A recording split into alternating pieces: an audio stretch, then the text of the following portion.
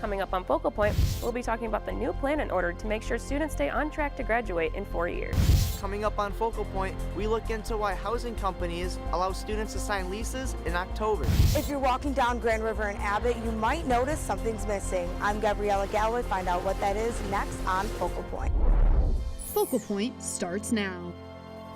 Good evening, I'm Kayla Robinson. And I'm Chloe Keipel. Welcome to Focal Point. After nearly a decade of waiting, the buildings on the corner of Grand River and Abbott Roads have finally come down. Now that eyesore is gone, what's next for that corner? Focal Point's Gabriella Galloway is live in the Spartan newsroom with the latest. Thanks, Kayla. The former Citizens Bank building is now reduced to a pile of rubble, and those we spoke to say it couldn't have come soon enough.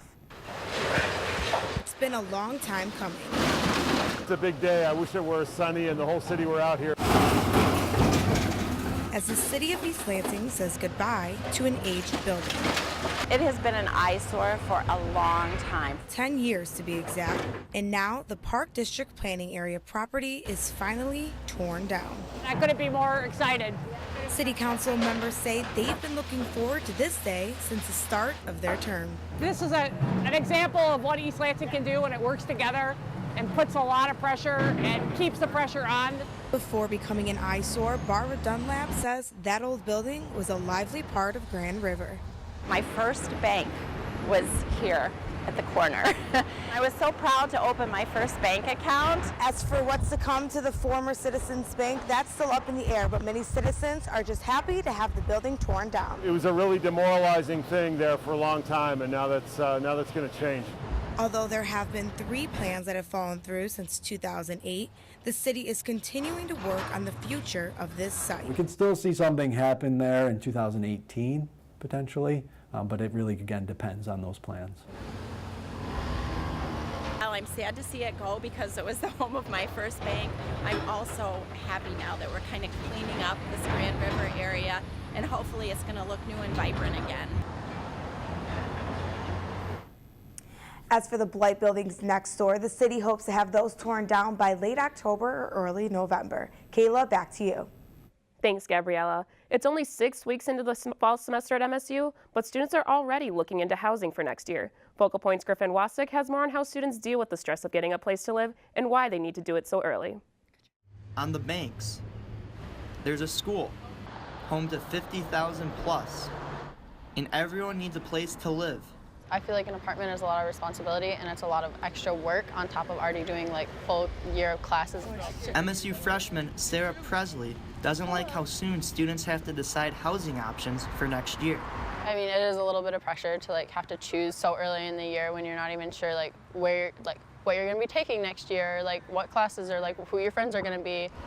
Apartment companies like DTN allow students to sign leases in mid-October.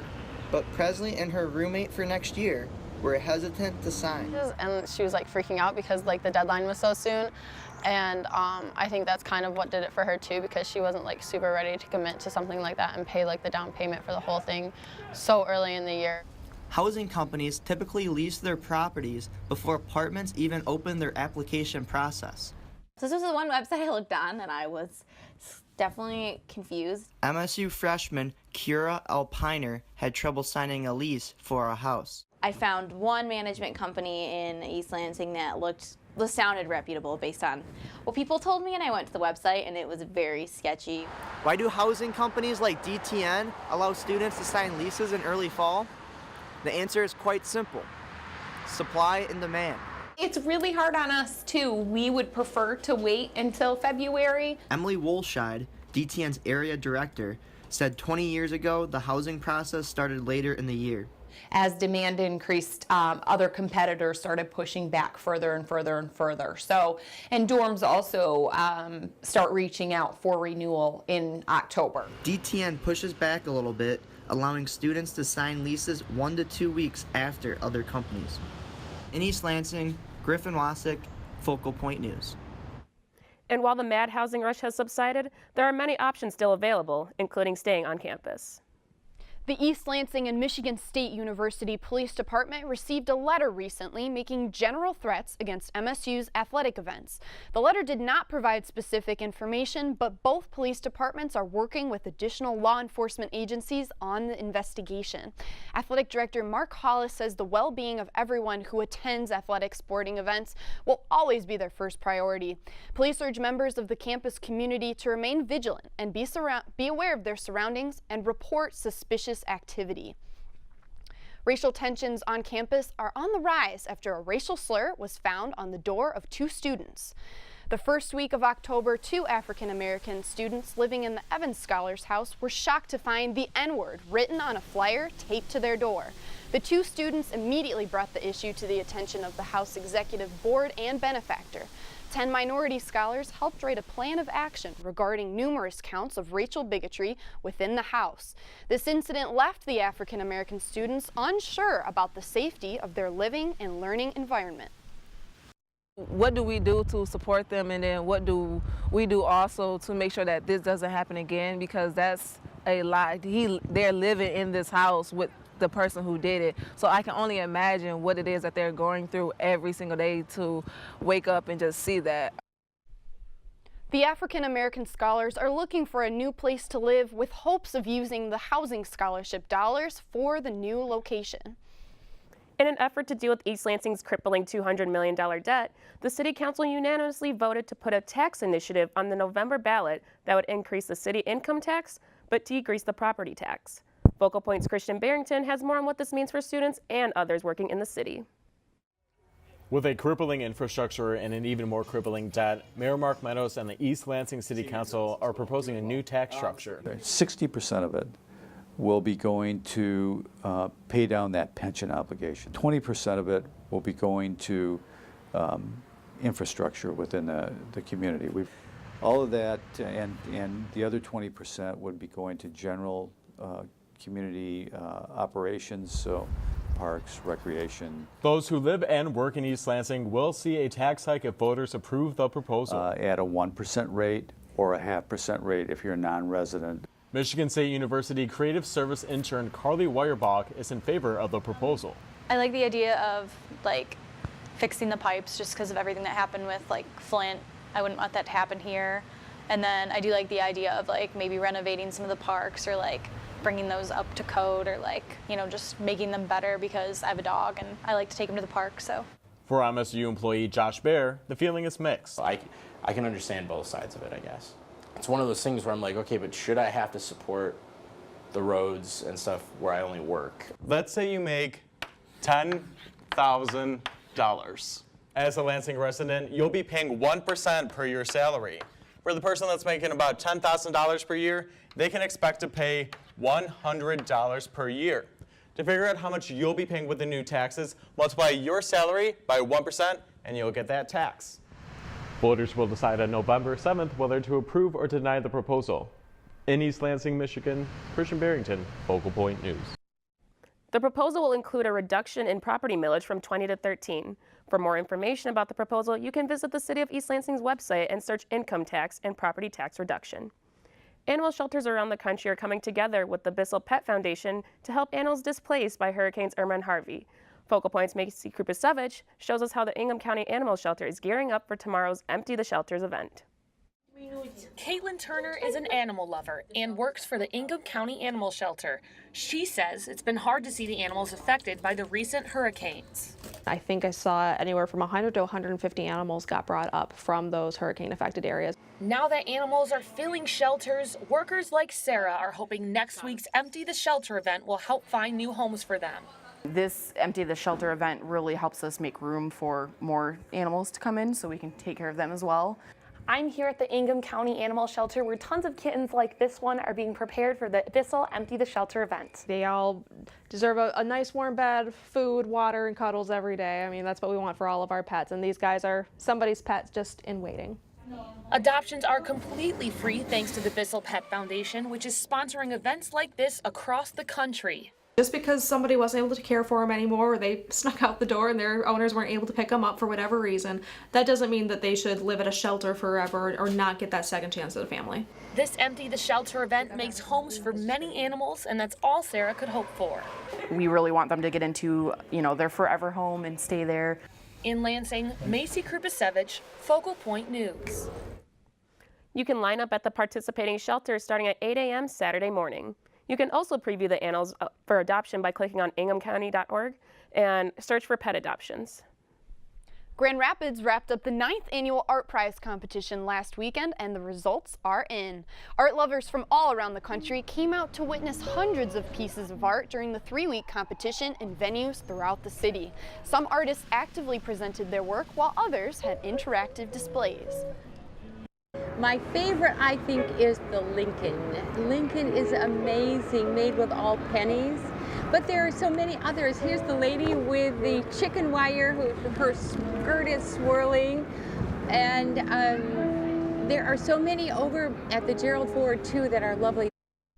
The Lincoln portrait by Richard Slatter won the popular vote and took home the $200,000 prize. Contra line dancing is alive and well in mid-Michigan, as the organization called Dancing in Lansing put on the 30th annual Looking Glass Dance Festival. The 3-day event drew people from all over the country who danced their hearts out to music from Pete's Posse, a fiddle group from Vermont. From line dancing to square dancing, there was something for everyone. But the fun with contra dancing, at least for me and I think a lot of people, is you will literally dance and touch everybody in the room over the course of the evening. And you dance up to them, although really it's just a simple walking step. The event was held at the Central United Methodist Church in Lansing. If you missed the big event, there are regular contra dancing lessons on the first and third Sunday every month. Regular admission is $15 and students can get in for $6. Polish immigrant Irving Griffel came to the United States at 18, leaving his family and the old country for a new life of opportunity. But when World War II broke out, his family never got the chance to follow. Now he tells his story of immigration, prejudice, and why he sees history repeating. This is my mother, her sister, and this is my oldest brother and the middle brother. Well, I was born on September 2nd, 1920, to a family of 3 boys. That's where I was born, Lwów, Poland. See, there's something here. Yeah. In Europe, the atmosphere there was not that friendly for anyone who was born Jewish.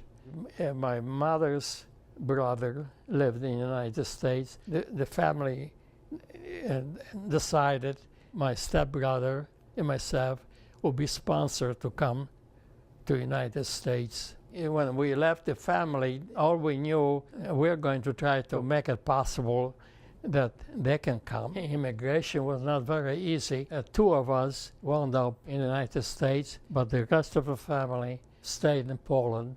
How would your life have been different if you didn't leave Poland? Well, I wouldn't be alive. My whole family perished away. Hania Safran Griffel. The war broke out soon after it. Ruzia Safran Griffel. And they perished.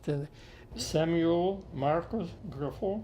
And no family that stayed in Poland survived. You will not replace us! You will not replace us! You will not replace us! You will not replace us! And here in the United States, we have segments of population that definitely wouldn't mind to have another Holocaust here. Not all of those people were neo-Nazis, believe me. So that's the world we lived in, which is not very much different what we're living now. It's a repeat of history.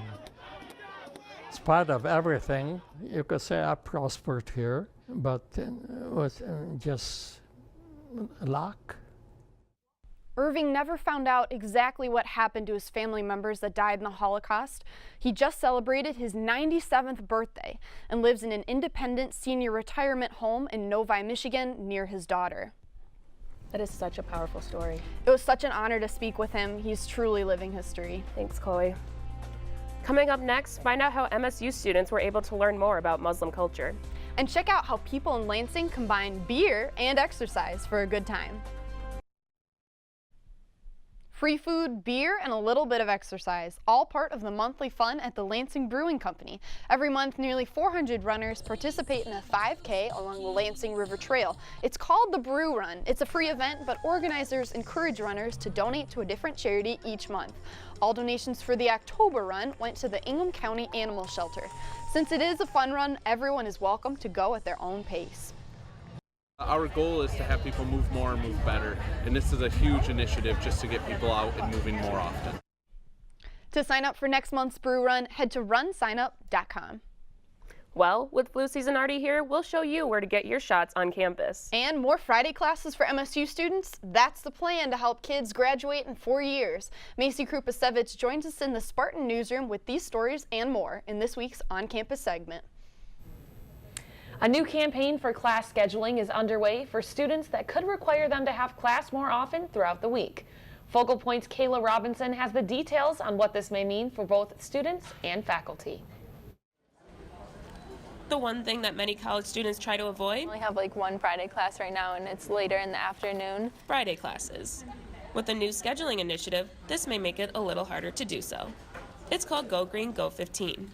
The MSU Board of Trustees and many other faculty members, including Associate Provost Dr. Saker Chavukula, have been teaming up to try and keep students on track during their time at Michigan State. Our real goal is that students should go and talk with an advisor and get a realistic sense of how they can plan their college career to be able to graduate, hopefully within 4 years. Because what some students don't realize is that 12 credits per semester throws them on a 5-year plan. So that ultimately would be more expensive for students and not be as good a deal. The idea is to space out class scheduling and start filling up more time slots on Fridays for more general education classes. An associate chair in the Department of Community Sustainability, John Kerr, believes this campaign will help solve scheduling issues. If we had courses spread out this way, it might be easier to find courses, classrooms in the places where we want them. Empty classrooms such as this are what staff are trying to avoid. With Go Green, Go 15, it's the next step in making that possible. Freshman education student Hannah Anderson thinks the new plan won't be ideal, but will be worth it in the long run. So having more Friday classes won't be as fun, but I think it's definitely manageable because I'm used to that in high school. The Go Green, Go 15 campaign is not required, but instead is highly recommended for students.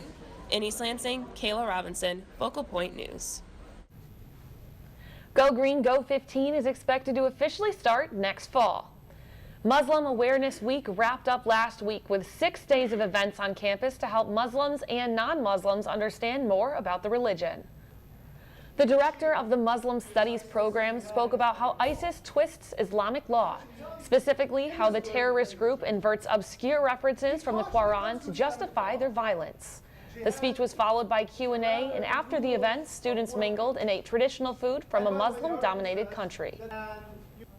It's a very negative Muslim rhetoric, and so we wanted to start small and we wanted to focus on how we could change it on our campus. The Muslim Students Association regularly hosts seminars, discussions, and other events for both Muslims and non-Muslims. Flu season is upon us, and with a campus of 50,000 students plus faculty and staff often working in close quarters, health department officials are highly encouraging the campus community to get immunized now. Focal Point's Katie McCoy takes us to a flu shot clinic right here on campus. Getting a flu shot. I'm going to have lunch with a friend afterwards. Kate Comby is one of many MSU employees to get her flu shot at the library this year. And so it's just been a routine for me for years now. Comby understands how contagious the influenza virus is. Well, I worked here in the library when I was working. I'm retired now. Because kids came in, they had their homework to do, whether they were feeling well or not. On average, about 25 million people get infected with influenza every year. Well, every year seasonally we end up having influenza ends up, being a part of kind of the healthcare that a disease that we end up seeing. And the point of the flu vaccination is to try and limit the number of people that actually come down with influenza. Carol Pysick is a university physician. She wants to help prevent the spread of influenza since she has a personal connection to the virus. you know, I've had it twice. It's a miserable disease. And you also don't want to be that person who's responsible for giving it to people. Between 5 and 50,000 people die every year from the influenza virus. I don't think I really take too many other precautions except what a normal person would do, like, you know, washing your hands a lot. It's a matter of washing your hands after, you know, you've eaten. If you've been around somebody who's coughed and sneezed, it really is important to actually get your flu vaccination because you don't want to get the flu. It takes about 2 weeks for the vaccine to become effective, so officials say to get it done early. In East Lansing, Katie McCoy, Focal Point News. Students pay $30 to get the shot, but it's free for faculty and staff. The College of Communication Arts and Sciences is known as the first communications college in the United States. It's one of the largest in the nation with 56,000 alumni. ComArts-Sci was recently ranked #2 in the world for communication on the Shanghai Rankings Global Ranking of Academic Subjects. ComArts Dean Prabhu David says he was excited to hear the news. This kind of news is important, and it reinforces what we already know, that we offer quality education for our students. Michigan State's government group, ASMSU, recently announced a new effort to help get students involved with making decisions here on campus. ASMSU plans on surveying students on a wide range of topics, offering prize incentives just to participate. ASMSU's president hopes to increase student involvement with this new program. Think about sexual assault, mental health awareness, budget affordability for college, all the big scale issues for Michigan State University and its students. So we want to ask students where these kind of fall in importance for them, and really what can we do to help them engage with us in that process. ASMSU hopes to start the survey over the next few weeks and will send out an email when participation is needed. And that's what's happening here on campus. I'm Macy Krupasevich. Thanks, Macy. During rivalry week, things can get a little heated between MSU and Michigan. In past years, Wolverine fans have vandalized the Sparty statue on campus, but members of the Spartan Marching Band do their best to make sure that doesn't happen. Sparty Watch is an MSU tradition where members of the marching band camp out and defend the statue from Michigan fans. Band members start on Monday and help guard Sparty every night throughout the week. It's also a time for band members to socialize with one another and have a good time. Each night, different activities are planned to help pass the time, but one of their favorites is when head coach Mark D'Antonio delivers pizza. Oh yeah, I've done this for 11 years now. We brought pizza here the night before the week of the Michigan game on a Tuesday night. We've always had a good relationship with our band, and we'll continue to do that. And I think that they make it happen. The MSU ROTC watched Sparty on Friday night, so the band could rest up and travel to the Big House on Saturday. For a full breakdown of that game and the rest of the sports, Griffin Wasick joins us at the sports desk with the preview. Thanks, guys. One of the best rivalries in college football, Michigan and Michigan State, squared off in Ann Arbor. By now you know that MSU has won 8 out of the last 11 against the Wolverines. We'll show you some highlights and reaction from the coach after the break. Welcome back to Focal Point. I'm Griffin Wasick. Michigan and Michigan State had battled on the football field 109 times without ever playing at night. Well, the storied rivalry took another step forward this past Saturday as the two squared off under the lights in Ann Arbor. The Wolverines ranked 7th overall heading into the game in their 4th ever night game at Michigan Stadium. We start in the first quarter. U of M notched a field goal on the opening drive, and now the Spartans have it. Brian Lewerke takes it himself and dives into the end zone. His second rushing score of the year puts MSU up 7-3. Now in the second, Spartans threatening again. Lewerke dumps this one off to Madre London on the screen pass. London slows down and uses his blockers to lead him in for another score, making it 14-3 Spartans. London celebrates with fellow running back L.J. Scott, who was out with an injury. In the third, U of M would finally reach the end zone. O'Korn throws a bullet to Grant Perry, who appears to cross the goal line. Review short, he was short, but the Wolverines punch it in on the next play and cut it to 14-10. The Spartans forced 3 interceptions in the second half and controlled most of the game. Last chance, the Hail Mary pass from O'Korn as time expires was knocked down by Bocci. It's over, Michigan State with the massive upset over number 7 Michigan. Mark D'Antonio improves to 8-3 all time against U of M. The Spartans bring the Paul Bunyan Trophy back to East Lansing with the 14-10 victory. You know, I knew that we'd rally up, and I knew that our football team and our program would basically come back to the top. So that's what we're trying to do. We're just trying to do it step by step, But I'm extremely proud of the guys, the way they kept playing. And really what we did was we just played one play, literally one play at a time. And we made some mistakes there that drives you crazy. But, you know, hey, we survived them. I think it just shows, honestly, that, you know, all the things that we've been through as a team and all the adversity that we've faced, we've fought through that, and we've stayed strong together. And that really showed tonight.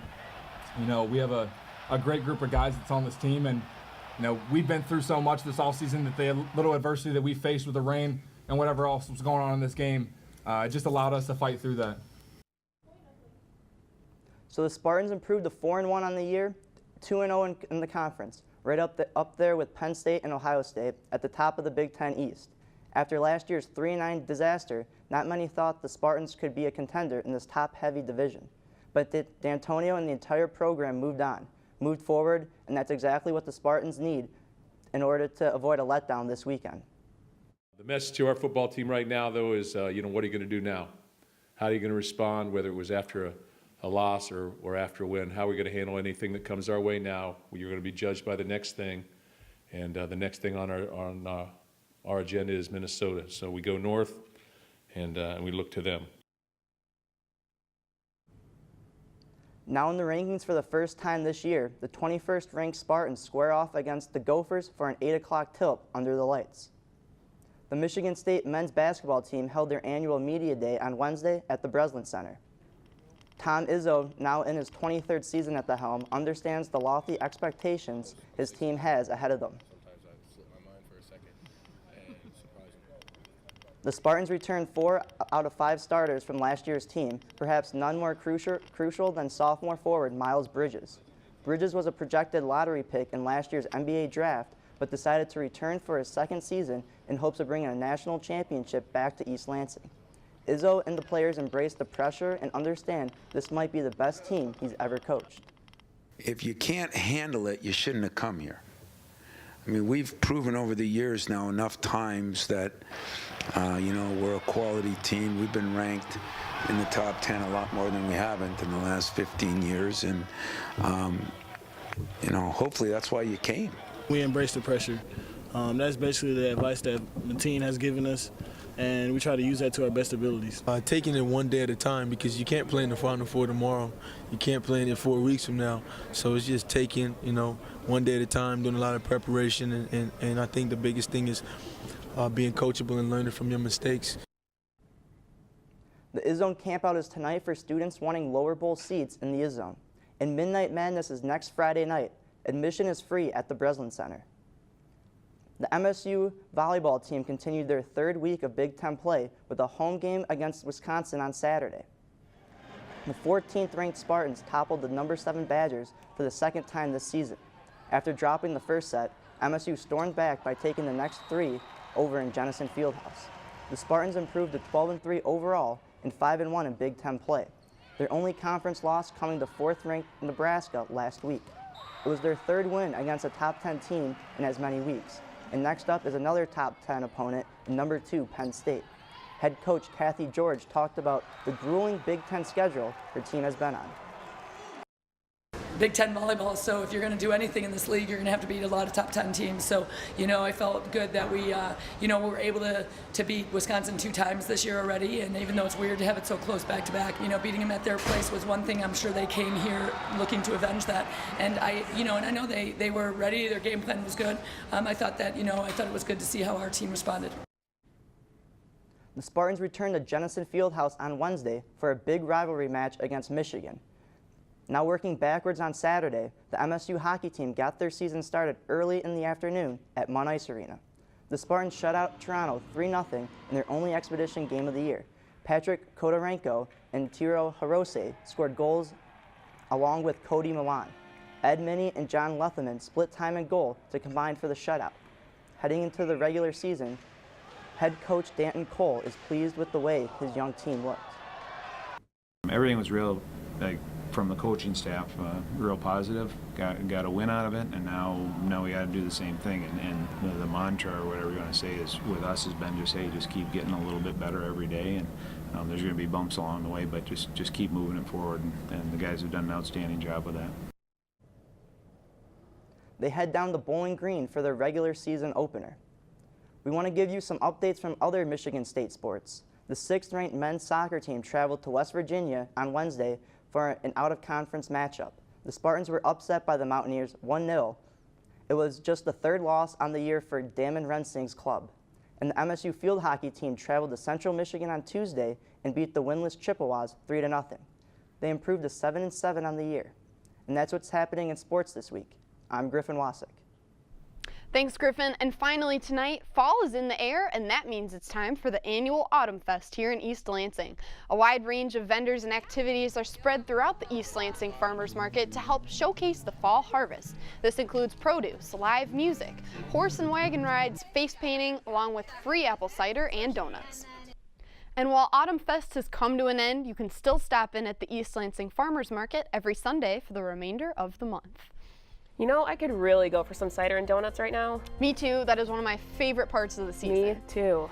Well, that's our show for the week. We leave you now with music from the MSU Concert Orchestra performing Tchaikovsky's Fifth Symphony. Thanks for watching. Good night.